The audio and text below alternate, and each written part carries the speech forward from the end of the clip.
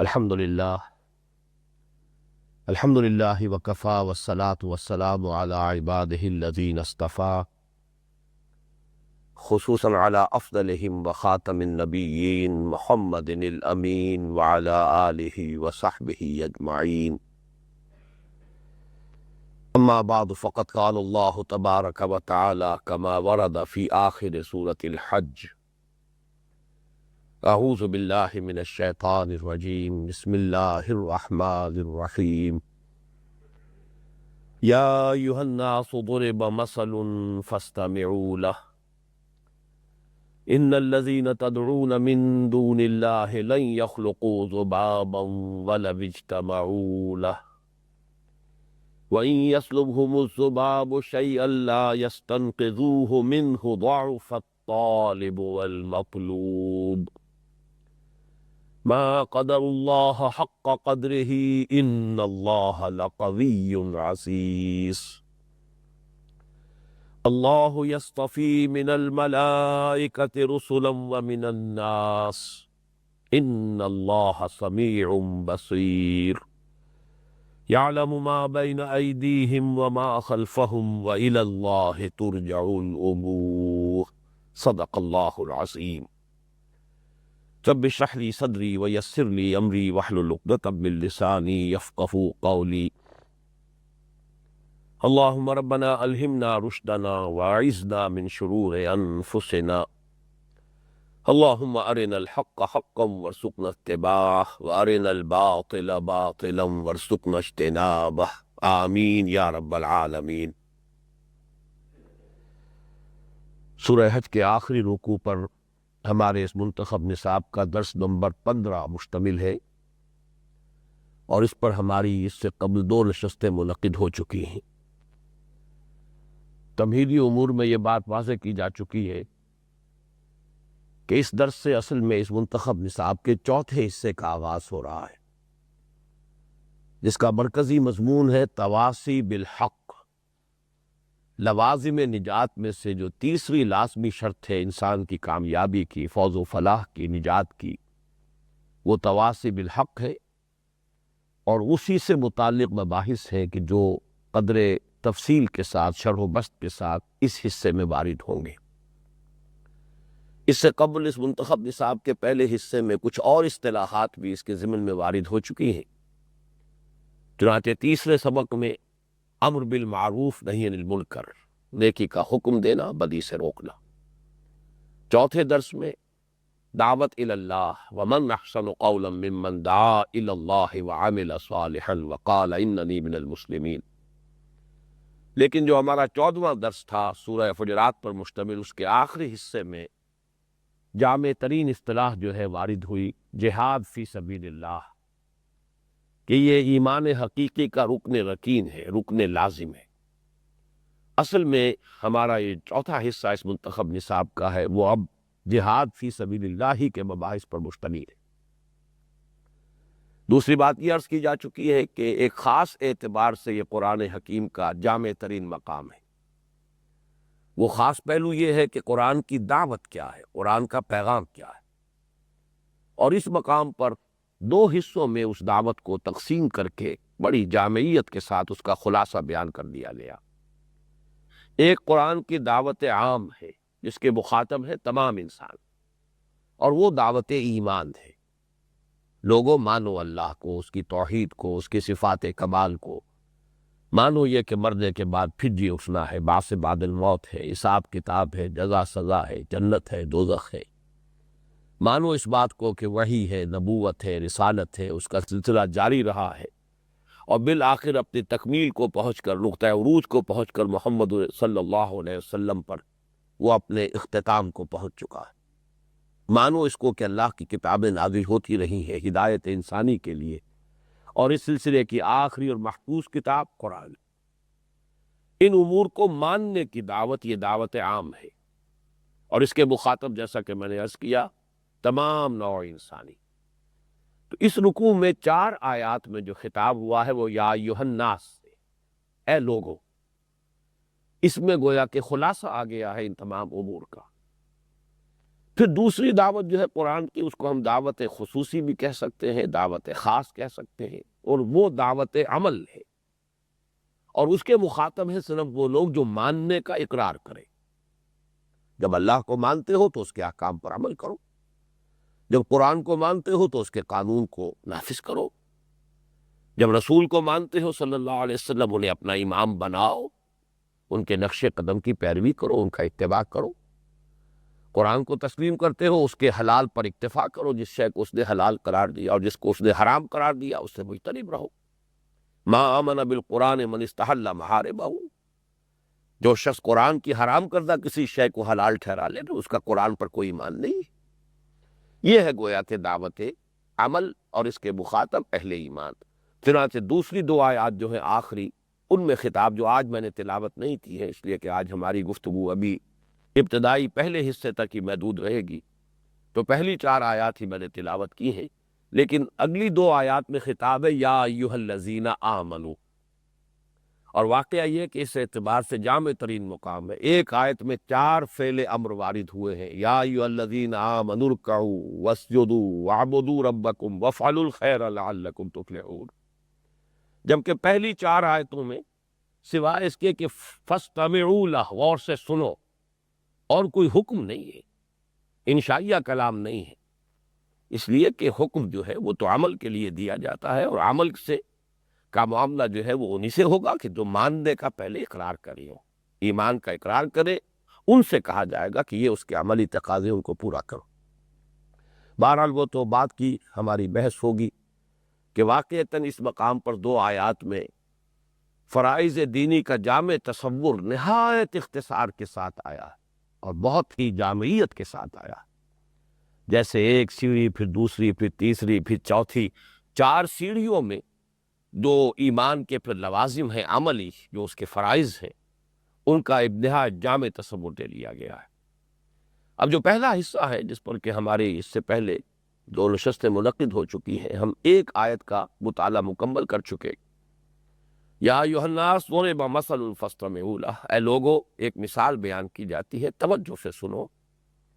ان الذین تدعون من دون اللہ لن یخلقوا ذبابا ولو اجتمعوا لہ، یقیناً یہ ہستیاں جنہیں تم پکار رہے ہو، جن سے دعائیں کر رہے ہو، فریادیں کر رہے ہو، استغاثے کر رہے ہو، وہ تو ایک مکھی تک کی تخلیق پر قادر نہیں ہے، چاہے سب مل جل کر زور لگا لیں۔ اور وہ تخلیق کیا کریں گی؟ وَإِن يَسْلُبْهُمُ الذُّبَابُ شَيْئًا لَا يَسْتَنقِذُوهُ مِنْهُ، مکھی ان سے کوئی شے چھین کر لے جائے تو وہ ان سے واپس لینے پر بھی قادر نہیں۔ ضعف الطالب والمطلوب، کیا ہی کمزور اور ناتواں اور حقیر اور عاجز ہے طالب بھی مطلوب بھی۔ مطلوب یہ معبود ہے تمہارے جنہیں تم پکار رہے ہو، اور تم ان کے طالب ہو۔ جب ان کے لاچارگی کا اور بے بسی کا یہ عالم ہے تو قیاس کن سے گلستان بر بہار مرا، تم خود اس کے اوپر اپنے بارے میں قیاس کر لو۔ عرض کر چکا ہوں میں اس پر تفصیل سے کہ اس میں ایک طرف تو وہ شرک سامنے آیا ہے کہ جو مخاطب اول سے قرآن حکیم کے جس شرک کا رواج ان میں تھا، بت پرستی، بتوں کے سامنے حلوے ماڈے چڑھا رہے ہیں، چڑھاوے چڑھا رہے ہیں، سجدے کر رہے ہیں، طواف کر رہے ہیں بتوں کا، دعائیں کر رہے ہیں، استغاثے کر رہے ہیں، دعائیاں دے رہے ہیں، تو گویا کہ ان کو چونکانے کے انداز میں متوجہ کیا گیا۔ تو سوچو تو صحیح، غور تو کرو، کن کو پکار رہے ہو؟ ان کے اندر تو کوئی قدرت نہیں ہے۔ البتہ یہ کہ پھر ضعف الطالب والمطلوب، اس میں جو شرک کی اصل حقیقت ہے اور توحید کی اصل حقیقت ہے، جو ابدی ہے، جو اس کی روح ہے، جو اس کا اصل جو خلاصہ ہے، وہ بیان کر دیا گیا۔ حقیقی شرک یہ ہے کہ انسان کا مطلوب و مقصود اللہ کے سوا کوئی اور ہو، کوئی شے، کوئی دنیاوی، کوئی حقیقت، کوئی نظریہ، کوئی تصور، من گھڑت خیال، کوئی شے اللہ کے سوا جو کچھ ہے، ما سوا اللہ، اس میں سے کوئی شے، کوئی چیز، کوئی ہستی اگر انسان کا مطلوب و مقصود بن جاتا ہے تو بس یہ شرک ہے۔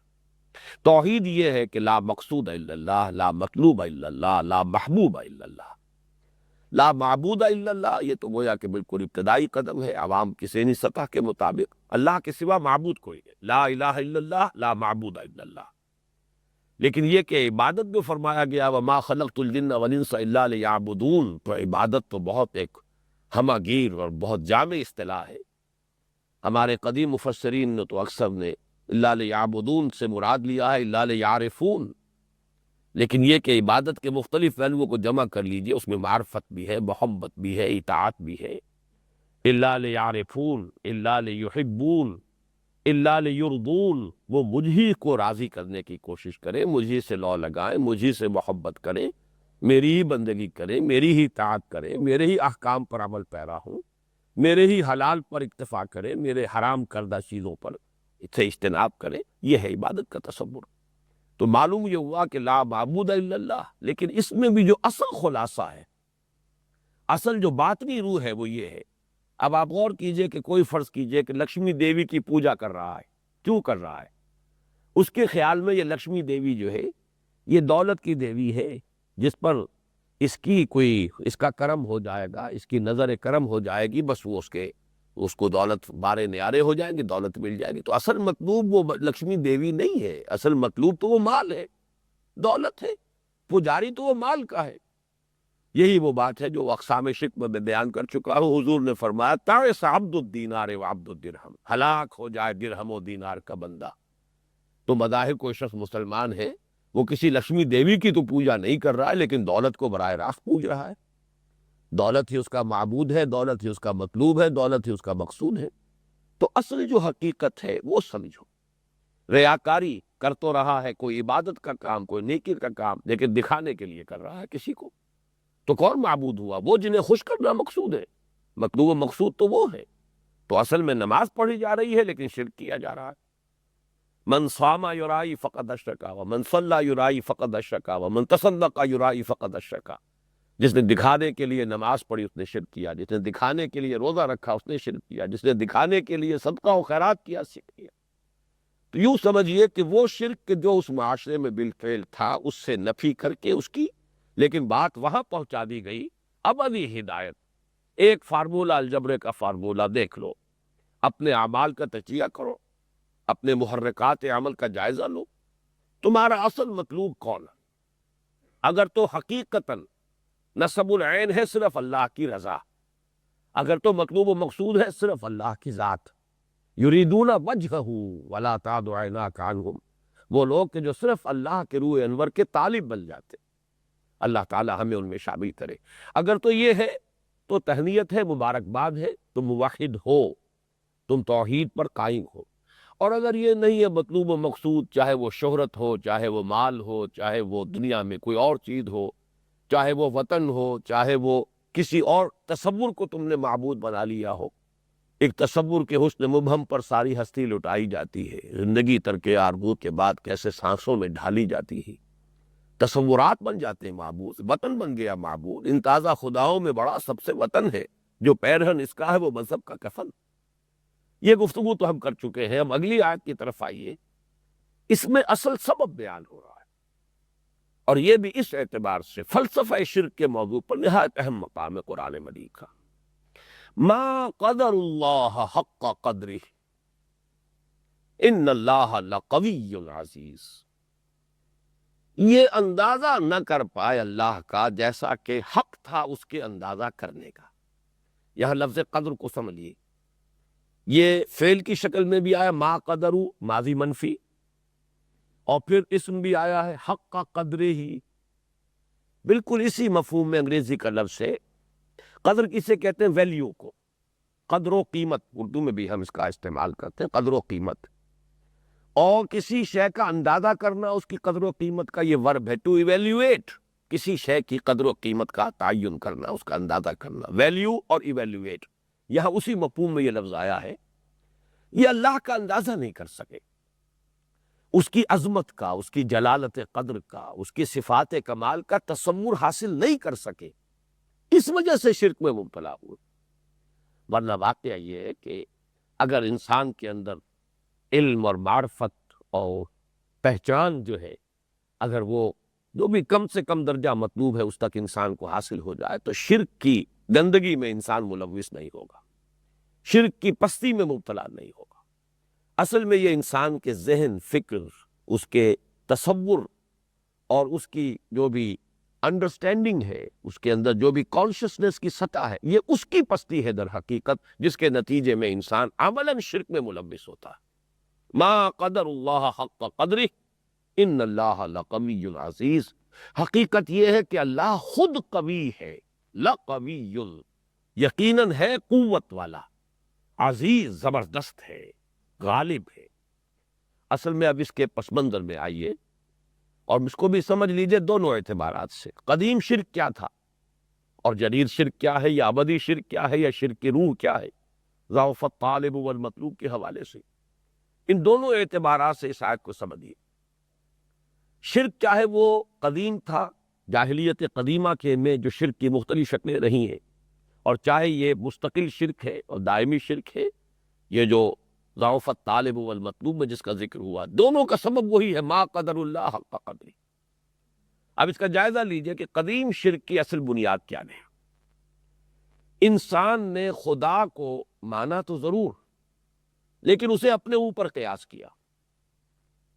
انسان نے جب اپنے بارے میں سوچا، میں کسی کی اولاد ہوں، کوئی میری اولاد ہے، کوئی جورو ہے، کوئی بیوی ہے، رشتے ہیں، ناطے ہیں، آخر اللہ خدا اس کا بھی نہ کوئی رشتہ دار، کوئی تو اس کی اولاد، کوئی اس کی بیوی، کوئی تو اس کے ہونے چاہیے۔ یہ جس کی نفی قرآن کرتا ہے، لم یلد ولم یولد، یہ سارے تصورات تمہارے جو ہے در حقیقت یہ تم اپنے اوپر قیاس کر رہے ہو۔ مرا بر صورت خیش آفریدی، برون خیشتن آخر کے دی تم تصور کر رہے ہو خدا کا، لیکن اپنے اوپر قیاس کر رہے ہو۔ یہ ہے وہ شرک کی بنیاد، جس کی وجہ سے کہیں بیٹے تجویز کر دیے گئے، کہیں بیٹیاں تجویز کر دی گئیں، کہیں خدا کے لیے بیوی بھی قرار دے دی گئی۔ چنانچہ ہندو مائتھولوجی میں تو آپ کو معلوم ہے کہ خدا کی بیوی بھی ہے، اس کے لیے بھی ظاہر بات ہے، جب انسان کے بیوی ہے تو خدا کی کیسے نہ ہو؟ انسان کو اولاد کی ضرورت ہے تو خدا کے کیسے اولاد نہیں ہوگی؟ خدا کی بیٹیاں بنا دیا، جو مشرکین عرب تھے انہوں نے فرشتوں کو خدا کی بیٹیاں بنا دیا، عیسائیوں نے حضرت مسیح کو خدا کا بیٹا بنا دیا۔ یہ غنیمت ہے کہ حضرت مریم کو خدا کی بیوی نہیں کہا، لیکن یہ کہ خدا کی ماں تو بنا دیا۔ God as father, God as mother and God as son, یہ تثلیث تھی جو ابتدائی تثلیث تھی، اور اسی کا ذکر سورہ آل عمران میں موجود ہے۔ وہ تو بعد میں یہ تثلیث کی جو حیت ہے وہ بدلی ہے، اور پھر انہوں نے حضرت مریم کو اس میں سے نکال کر، اور دی ہولی گھوسٹ جو ہے، روح القدس، خدا، ماں، بیٹا اور روح القدس، وہ جو بیچ میں حضرت مریم کا معاملہ تھا اسے اب نکال دیا گیا۔ آج کوئی بھی حضرت مریم کو شریک نہیں کرتا اس تثلیث کے قانون کی حیثیت سے، لیکن ابتدائی تثلیث تو یہی تھی۔ اس لیے کہ یہی معاملات دنیا میں مشرکانہ جو مذاہب تھے اس سے پہلے، چنانچہ قدیم جو مصری تہذیب تھی اس میں بھی یہی تصور موجود تھا، متھرائزم جو ہے اس میں بھی یہی تصور موجود تھا۔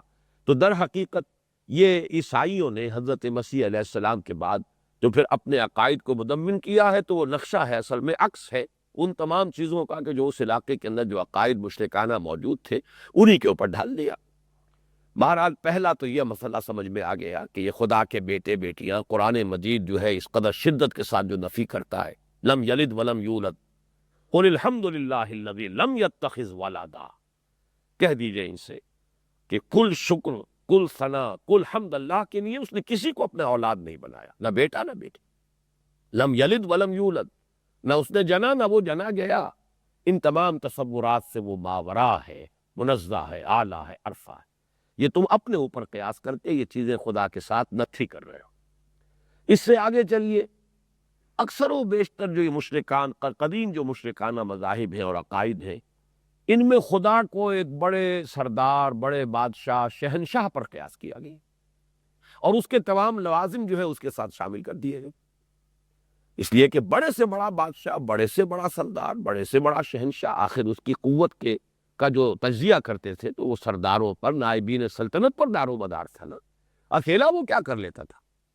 اکیلا جو ہے، اکیلا چنا پہاڑ نہیں پھوڑ سکتا۔ ایک بادشاہ کا خواہ کتنا ہی بڑا شہنشاہ، 2 ہاتھ 2 پاؤں ہی تو ہے اس کے، لیکن اس کی فوج ہے، اس کے نائبین سلطنت ہے، اس کے نائبین ہیں، اس کے وزراء ہیں، اس کے سپہ سالار ہیں، اس کے جاگیردار ہیں، یہ ہیں جن کے بل پر وہ حکومت کر رہا ہے۔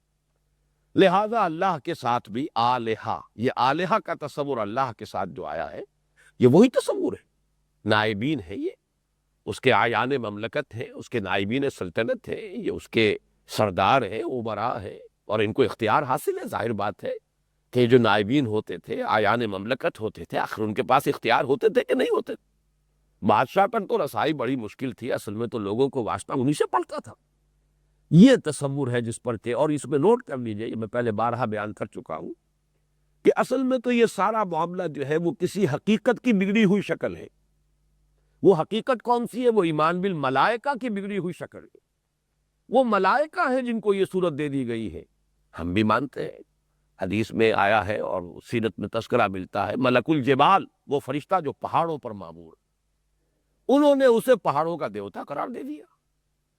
آپ سمجھیے کہ ایمان بالملائکہ کے یہ دیوتاؤں اور دیویوں کی شکل اختیار کرنے میں بال برابر کا فرق ہے صرف۔ آخر نورانی ہستیاں ہیں، ہم بھی مانتے ہیں، عباد المقربون، بڑے باعزت تھے، مخلوق ہے اللہ کی، نورانی مخلوق ہے، اللہ کے مقربین ہے، اللہ تعالیٰ کے عرش کو اٹھائے ہوئے ہیں، حملۃ العرش ہے، مقربین ملائکۃ المقربین ہے، آخر مقام تو ہے نا۔ لیکن صرف ایک بات ذہن سے نکل جائے تو شرک ہو جائے گا، اور وہ بات ذہن میں رہے تو انسان جو ہے وہ توحید پر کاربند رہے گا، اور وہ یہ کہ انہیں اختیار کوئی حاصل نہیں۔ یفعلون ما یؤمرون، یہ ہم پڑھ چکے ہیں سورہ تحریم میں، لا یعصون اللہ ما امرہم ویفعلون ما یؤمرون، اللہ جو حکم انہیں دیتا ہے وہ نافرمانی نہیں کرتے، وہی کچھ کرتے جس کا انہیں حکم ملتا ہے۔ یہ ہے اصل میں بال کا معاملہ جو میں نے کہا ہے، ذرا یہ چیز اوجل ہو جائے تو یہی ہستیاں یہ دیوتا بن گئے۔ ملک الجبال، وہ پہاڑوں کا دیوتا ہو گیا۔ پانی پر کوئی معمور ہے، بارش پر کوئی معمور ہے، وہ بارش کا دیوتا ہو گیا۔ لیکن فرق کیا ہے؟ لا یعصون اللہ ما امرہ ویفعلون ما یؤمرون۔ ان کا یہ عالم جو ہے وہ نقشہ کھینچا گیا ہے سورہ مریم میں کہ حضور نے صلی اللہ علیہ وسلم حضرت جبرائیل سے کبھی کوئی شکوہ کیا ہوگا، اس کا ذکر تو قرآن میں نہیں ہے، لیکن بین السطور پس منظر میں تو ہے کہ آپ بہت دیر دیر کے بعد آتے ہیں، وحی کا ہمیں انتظار رہتا ہے، تو میرا شوق دیکھ، میرا انتظار دیکھ، ذرا جلدی آیا کرے تاکہ ہماری جو تسکین کا سامان ہو، ہمیں تشفی حاصل ہو۔ جواب کیا دلوایا گیا؟ وما نتنزل الا بامر ربک، ہم نازل نہیں ہو سکتے آپ کے رب کے حکم کے بغیر۔ لہو ما بین ایدینا وما خلفنا وما بین ذالک، اسی کے اختیار میں ہے جو کچھ ہمارے سامنے ہے اور جو کچھ ہمارے پیچھے ہے اور جو اس کے مابین ہے۔ ذرا غور کیجیے الفاظ، یا فلسفیانہ اصطلاح نہیں آئی، کل اور کل، کون، کون و مکان، یہ اصطلاحات فلسفے کی ہیں، قرآن نے اس طرح کی اصطلاحات میں استعمال نہیں کیا، لیکن بات وہیں تک پہنچا دی۔ ہمارے سامنے جو کچھ ہے اس کا اختیار بھی اسی کے ہاتھ میں ہے، ہمارے پیچھے جو کچھ ہے اس کا اختیار بھی اسی کے ہاتھ میں، اور جو دونوں کے مابین ہے، یعنی ہم، ہمارے سامنے ہمارے پیچھے کے مابین کون ہے؟ ہم، اس کا اختیار بھی اسی کے ہاتھ میں۔ اختیار مطلقاً صرف اللہ کا، لہو ما بین ایدینا وما خلفنا وما بین ذالک وما کان ربک نسیا، اور اے محمد آپ کا رب بھولنے والا نہیں ہے۔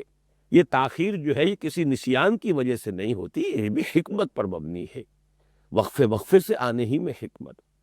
وَرَتَّلْنَاهُ تَرْتِيلًا وَنَزَّلْنَاهُ تَنزِيلًا، یہ تو حکمت ہے کہ قرآن تھوڑا تھوڑا کر کے اتارا جا رہا ہے۔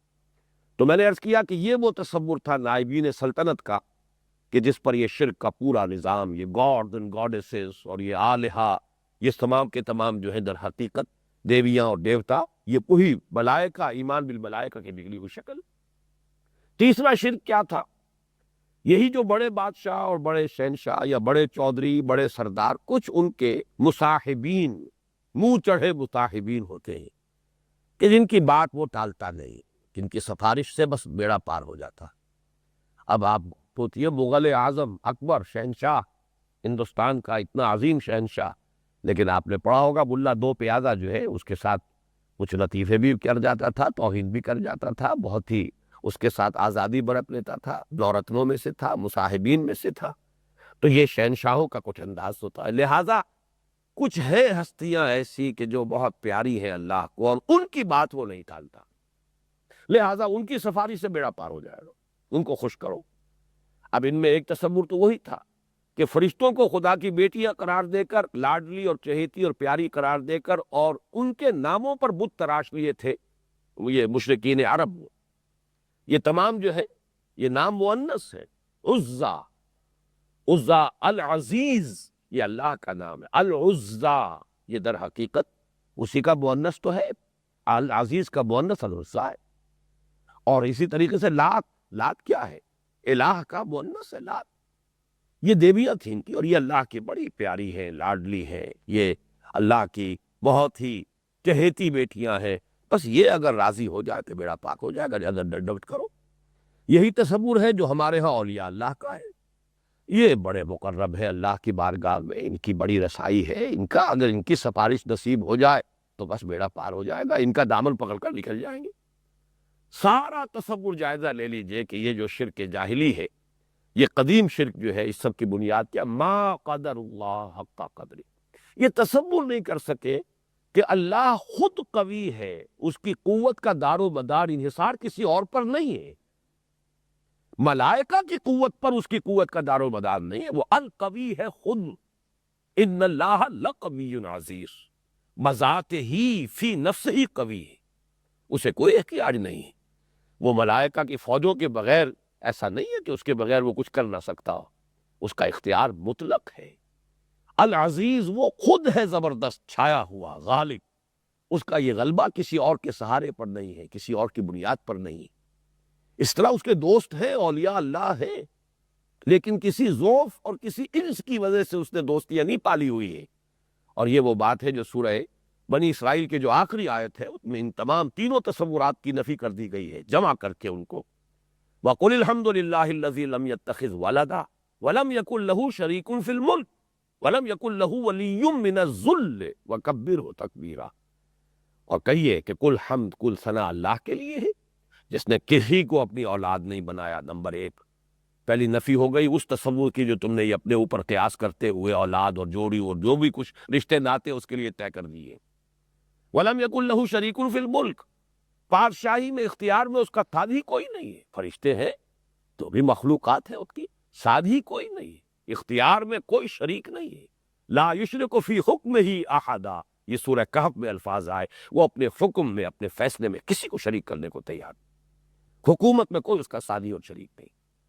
اور وَلَمْ يَكُنْ لَهُ وَلِيٌّ مِّنَ الذُّلِّ، اب یہاں دیکھیے نفی یہ نہیں کی کہ اس کا کوئی ولی نہیں ہے، ولی ہے اس کے، اولیاء اللہ ہیں۔ حدیث میں الفاظ یہاں تک آئے ہیں، من عادى لي وليا فقد آذنته بالحرب، اللہ فرماتا ہے، حدیث قدسی ہے، جس نے میرے کسی ولی کے ساتھ دشمنی اختیار کی پھر اس کے خلاف میرا اپنا الٹیمیٹم ہے، میری طرف سے اعلان جنگ ہے اس شخص کے خلاف جو میرے کسی ولی سے دشمنی رکھے اور اس کی عداوت کی روش اختیار کرے۔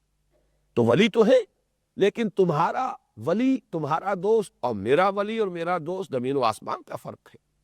تم دوستیاں پالتے ہو اس لیے کہ تمہیں کبھی ضرورت پڑے گی ان کی ناجائز بات بھی ماننے پر مجبور ہو جاتے ہو کہ کبھی کوئی کام میرا ان سے پڑے گا، آخر میں بھی کوئی کام کرواؤں گا۔ آج بات جو یہ کہہ رہا ہے تو اچھی نہیں ہے، لیکن بہرحال دوست ہے، دوستی نبھانی ہے، اس کا ساتھ دینا ہے، کیونکہ تمہارے اندر عجز ہے، تمہارے اندر کمزوری ہے، تمہارے اندر ذوق ہے، تمہیں اپنی دوستیوں کے ساتھ یہ روش اختیار کرنی پڑتی ہے۔ میرے دوست ہیں لیکن کسی میرے ذوف یا عجز یا کسی اور میرے احتیاج کی بنیاد پر نہیں ہے۔ وَقُلِ الْحَمْدُ لِلَّهِ الَّذِي لَمْ يَتَّخِذْ وَلَدًا وَلَمْ يَكُنْ لَهُ شَرِيكٌ فِي الْمُلْكِ وَلَمْ يَكُنْ لَهُ وَلِيٌّ مِّنَ الذُّلِّ وَكَبِّرْهُ تَكْبِيرًا، اس کی تو تکبیر کرو جیسے کہ اس کی تکبیر کا حق ہے، اس کی بڑائی کا حق ادا کرو، اس کی عظمت، اس کی قدرت، اس کا غلبہ۔ ان اللہ لقوی عزیز، وہ از خود قوی ہے، از خود عزیز، زبردست۔ نہ ملائکہ کی بنیاد پر اس کی حکومت ہے، نہ کسی اور مخلوقات میں سے کسی کا کے ساتھ اس کی کوئی احتیاج وابستہ ہے، نہ کسی اپنے ولی کے ساتھ اس کا معاملہ کوئی اس وجہ سے ہے کہ اس کی کنی دبتی ہو، معاذ اللہ معاذ اللہ، کسی وجہ سے اسے اس کی بات مجبوراً ماننی پڑے۔ یہ تمام تصورات تمہارے ہیں اس لیے کہ تم انہی چیزوں، اس سے اوپر سوچ نہیں۔ یہ ہے سبب اس جاہلیت قدیمہ کے شرک کا۔ اب اسی کو آپ آگے لے آئیے، سیدھی سی بات یہ ہے، جس سے کوئی اعلیٰ مقام نظر آتا ہو اور وہ اس کی رسائی میں ہو، وہ ادنا پر کیوں اکتفا کرے گا؟ میں بہت ہی سادہ مثال، بہت عملی دے رہا ہوں، جسے کوئی بہت اونچا اعلیٰ رشتہ ملتا ہو۔ اب رشتے کے کسی اعلیٰ اور اونچے ہونے کے بہت سے معیارات ہو سکتے ہیں۔ فرض کیجئے کسی کے نزدیک خاندان اور حسب نسب سب سے بڑی شے ہے، تو جسے بہت اعلیٰ حسب نسب اور اونچے خاندان کا رشتہ ملتا ہو وہ اس سے کمتر میں کیوں رشتہ کرے گا؟ یا کہیں اگر کسی دولت مند خاندان میں رشتہ ہو سکتا ہو تو وہ کسی غریب کے ہاں کیوں جائے گا؟ یا فرض کیجئے کسی کے ہاں معیار نیکی ہے، جیسے کہ حضور نے فرمایا کہ لوگ شادیاں کرتے ہیں کوئی حسب نسب کی بنیاد پر، کوئی خوبصورتی اور حسن و جمال کی بنیاد پر، کوئی دولت کی بنیاد پر، تو دیکھو تم نیکی کی بنیاد پر رشتہ کیا کرو، تقوی اور دین یہ دیکھا کرو رشتہ کرتے ہوئے۔ اب ظاہر بات ہے کہ اگر کسی شخص کو دینی اعتبار سے اونچا رشتہ ملتا ہو تو اس اعتبار سے پستر پر کیوں آئے گا؟ اس کا معیار اگر یہی، یہ تو کمتر پر تو آدمی اسی وقت آتا ہے جب کہ برتن دستیاب نہ ہو یا اس تک اس کی رسائی نہ ہو۔ یہ ہے اصل وہ بات، ما قدر اللہ حق قدری، اپنے ذہن کی تنگی کے باعث، اپنے تصورات کی محدودیت کے باعث، اپنے ذہن کی سطح کی پستی کے باعث اللہ کے جلال اور جمال اور کمال کا کوئی تصور انہیں حاصل نہیں ہو پایا، اس لیے یہ پستی کے اندر منہ مار رہے ہیں۔ اس لیے کہ اعلیٰ رضا کسی کو ملے تو وہ ظاہر بات ہے کہ وہ پستی میں منہ نہیں مارے گا، جو میں پچھلی نشست میں عرض کر چکا ہوں ڈاکٹر رفیع الدین کے حوالے سے کہ یہ کسی سے محبت کرنا یہ فطرت کا تقاضا ہے، اور فطرت میں یہ تقاضا رکھا گیا، روح کے اندر ہے یہ تقاضا کہ اللہ سے محبت کی جائے۔ لیکن جب اللہ تک رسائی نہیں ہو پائی ذہنی اعتبار سے، جیسے کہ قرآن مجید میں بعض مقامات پر آتا ہے ذالک مبلغہم من العلم، ان کی علم میں رسائی یہیں تک ہو پائی ہے، یہ گویا کہ انسان کے تصورات کی پستی ہے، علم کی محدودیت ہے، یہ اس کی ذہنی سطح جو ہے اس کی پستی ہے کہ وہ اللہ کے سوا، جو میں پچھلی نشست میں بار بار الفاظ میں نے استعمال کیے، ڈونٹ سیٹل فار لیس، تم کمتر پر کیوں معاملہ کر رہے ہو؟ برتر سے برتر، اعلیٰ سے اعلیٰ، اور برترین اور اعلیٰ ترین نسب العین منزل ما کبریا۔ اور میں نے جو مثال دی تھی کمند کی، گویا کہ یہ کمند کیا ہے؟ یہ تصور کی کمند ہے، یہ علم اور فہم اور معرفت کی کمند ہے۔ جتنی اونچی اسے پھینکو گے وہیں جا کر یہ ٹکے گی اتنی بلندی پر، اور پھر تم اتنا اونچا اٹھ سکو گے۔ ضعف الطالب والمطلوب، اگر اونچی کمند ہوگی اونچا کوچے چڑھ جاؤ گے، نیچے ہی کہیں اٹک گئی ہے تو وہیں تک پہنچ سکو گے، اس سے آگے تو نہیں جا سکتے۔ تو یزداں بکمندہ ور ہمت مردانہ، تمہاری ہمت ہونی چاہیے کہ اپنی اس کمند علمی کو، اپنی اس کمند معرفت کو اللہ تعالیٰ کی ذات سے ورے کہیں نہ اٹکنے دینا۔ گاہ میری نگاہ تیز چیر گئی دل وجود، گاہ الجھ کے رہ گئی میرے توہمات میں، کہیں تمہارے توہمات میں الجھ کر نہ رہ جائے یہ کمند علمی، یہ انسان کی جو بھی معرفت کی کمند ہے، اس کو پہنچاؤ نگاہ جو دل وجود کو چیر کر یہ ذات باری تعالیٰ پر جا کر وہاں تمہارا مقصود معین ہو جائے۔ لا مقصود الا اللہ، لا مطلوب الا اللہ، لا محبوب الا اللہ۔ تو اس چند الفاظ پر مشتمل ایک مختصر آیت میں جو اصل سبب ہے شرک کا وہ بیان کیا، اور یہ نوٹ کر لیجئے یہ الفاظ قرآن مجید میں 3 مرتبہ آئے، ما قدر اللہ حق قدری۔ یہ میں نے عرض کیا ہے بارہا کہ اصل میں کسی بھی الفاظ کی اہمیت کا ایک پیمانہ یہ بھی ہے، اس لیے کہ ظاہر بات ہے کہ نہ عربی زبان کا دامن تنگ ہے، نہ اللہ کی وکیبلری محدود تھی، معاذ اللہ ثم معاذ اللہ۔ الفاظ وہی اگر آتے ہیں بار بار دہرا کر تو اس کے معنی یہ ہوتے کہ کوئی خاص ہے بات، کوئی خاص حکمت ہے، ان الفاظ میں کچھ ہے، جا غور کرو، ان پر تدبر کرو، اپنا لینس جو ہے مائکروسکوپ کا فوکس کر دو یہاں پر۔ لیکن جب بار بار یہ الفاظ آ رہے ہیں، کیوں 3 مرتبہ آئے هو الذی ارسل رسولہ بالہدی ودین الحق لیظہرہ علی الدین کلہ؟ شاہ ولی اللہ نے کہا، صحیح کہا، یہ پورے قرآن کے لیے بمنزلہ عمود ہے، یہ تو محور ہے، مرکز ہے قرآن کا، ان کو سمجھو گے تو قرآن سمجھ میں آئے گا۔ اور میں یہ کہا کرتا ہوں کہ ان الفاظ کو سمجھو گے تو سیرت سمجھ میں آئے گی، ورنہ سیرت سمجھ میں نہیں آئے گی۔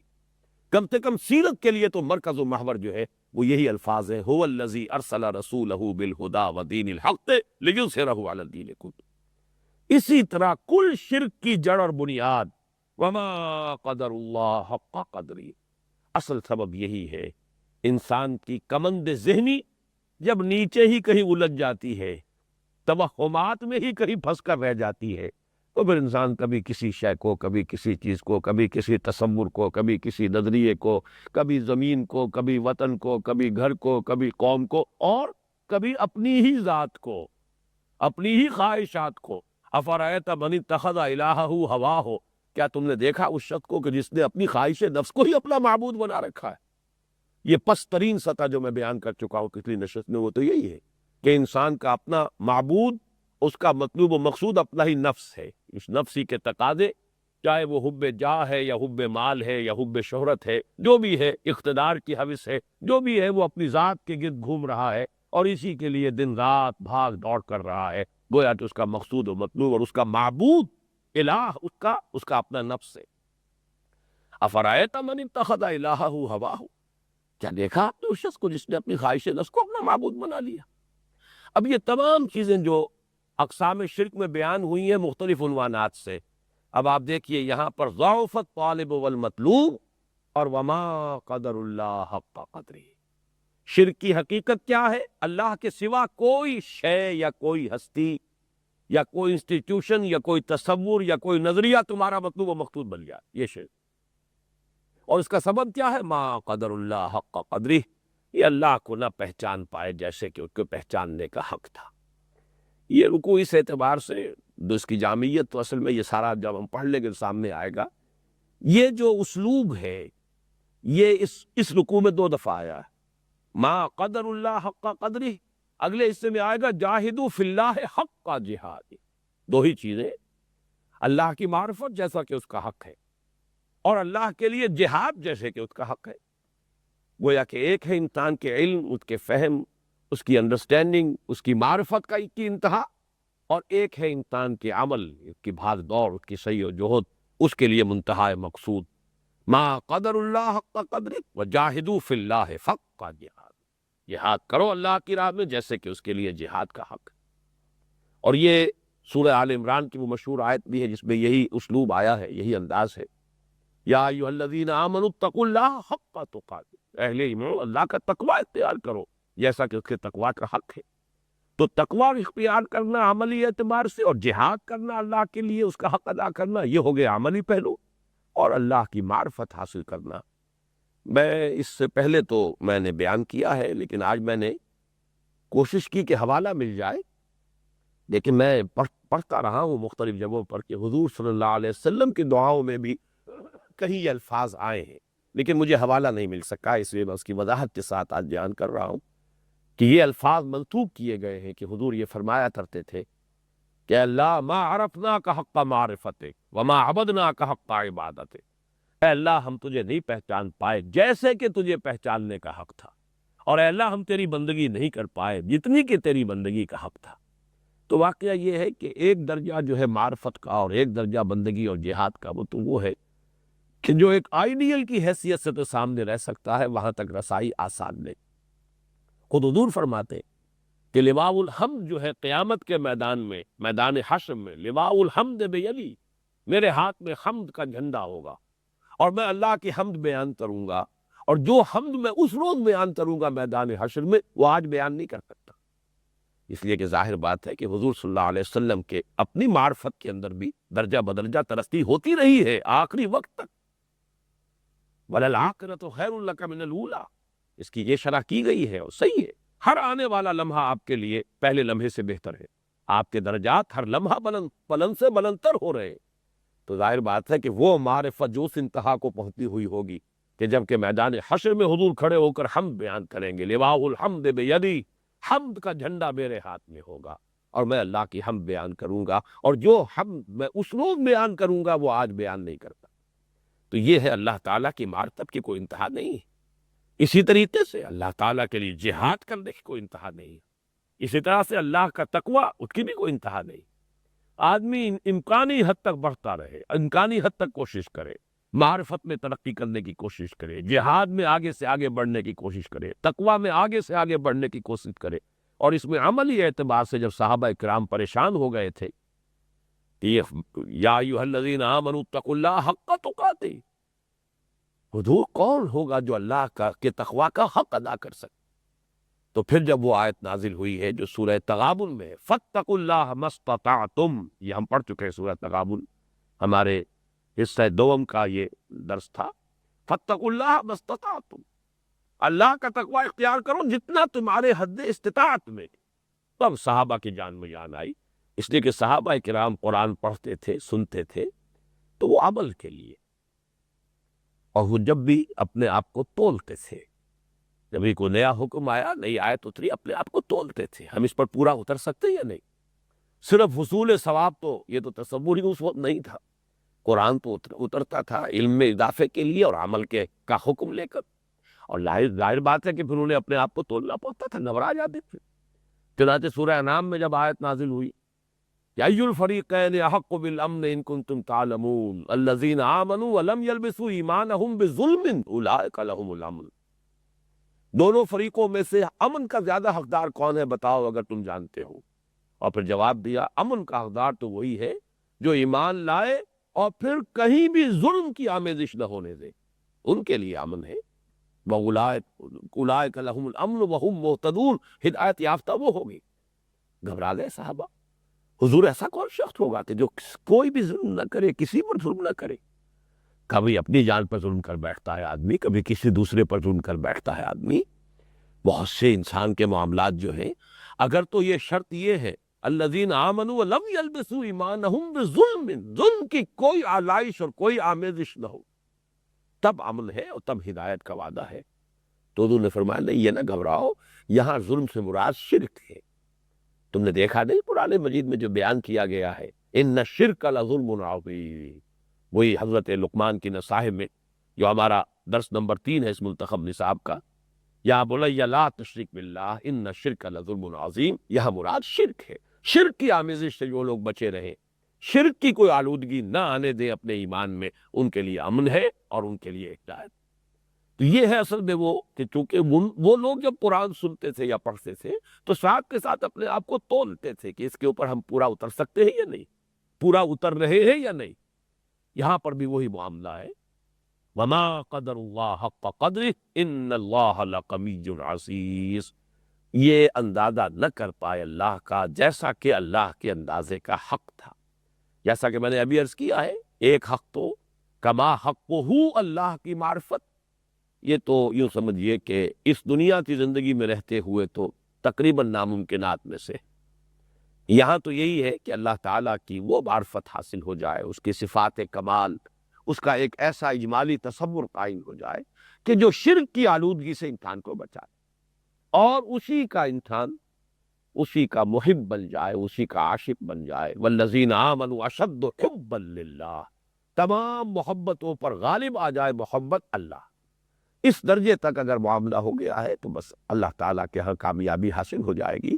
باقی یہ ہے کہ درجات جو، جیسا کہ جنت کے بارے میں عام لوگوں کا تصور تو شاید یہی ہے کہ بس وہاں جا کر کھانا پینا عیش کرنا ہے اور تو کچھ ہے نہیں، لیکن صحیح بات یہ کہ وہاں بھی ترقی درجات ہوتی رہے گی، اس لیے کہ ایسے لوگ بھی تو جنت میں پہنچ جائیں گے نا جن کے ایمان کی اتنی زیادہ پونجی تو نہیں تھی، لیکن یہ کہ بہرحال ایمان کے ساتھ عمل کا کچھ اتنا وزن لے آئے ہیں کہ بدعمالی اور گناہوں کا پلڑا جو ہے وہ کم ہے اور نیکیوں کا پلڑا بھاری ہے۔ تو چاہے زیادہ پونجی نہیں بھی تھی، ایمان کی رمق بھی ہو، لیکن اس کے ساتھ اعمال صالحہ کا وزن جو ہے وہ ان اعمال سیئہ سے بڑھ جائے، جنت میں داخل ہو جائیں گے۔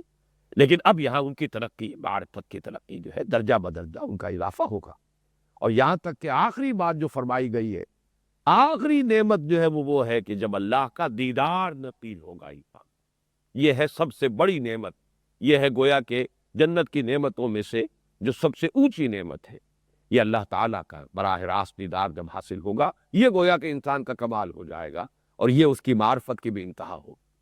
لیکن یہ کہ اس سے پہلے درجات کی ترقی، درجہ بدرجہ جو ہے انسان کا ارتقاء وہاں جاری ہے۔